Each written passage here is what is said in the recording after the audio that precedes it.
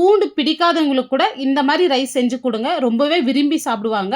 இப்போ இதை செய்யறதுக்கு ஃபஸ்ட்டு 2 டேபிள் ஸ்பூன் வேர்க்கடலை எடுத்திருக்கேன். இது பாதி அளவுக்கு வறுப்பட்டதும் காரத்துக்கு 5 காஞ்ச மிளகாய், கொஞ்சமாக வந்து கருவேப்பிலை, இப்போ இதோட 1/2 ஸ்பூன் சீரகம், 1/4 ஸ்பூன் மிளகு சேர்த்து நல்லா வறுத்து எடுத்துக்கலாம். இது நல்லா வறுப்பட்டதை வேற ஒரு பிளேட்டில் மாற்றிடலாம். இப்போ அதே பேனில் 2 டேபிள் ஸ்பூன் எண்ணெய் சேர்த்துட்டு ஒரு 20 பல் பூண்டு வந்து இடித்து வச்சுருக்கேன். இப்போ பூண்டு சேர்த்துட்டு நல்லா இந்த மாதிரி கோல்டன் ப்ரௌன் வந்ததை எடுத்துடலாம். இப்போ ஃபஸ்ட்டு வேர்க்கடலை சேர்த்து இந்த அளவுக்கு கொரகொரப்பாக அரைச்சி எடுத்துக்கலாம். இப்போ பூண்டு சேர்த்துட்டு வந்து பல்ஸில் வந்து ஒரு 2 பல்ஸு போட்டு எடுத்துங்க. இப்போ அதே ஆயிலில் கடுகு, உளுந்து, கருவேப்பிலை, இப்போ 2 பெரிய சைஸ் வெங்காயம், இதோட வந்து இந்த மசாலாக்கு தேவையான அளவு மட்டும் உப்பு சேர்த்துருங்க. கூடவே 1/4 ஸ்பூன் மஞ்சள் தூள் சேர்த்துட்டு நல்லா வதக்கி விடுங்க.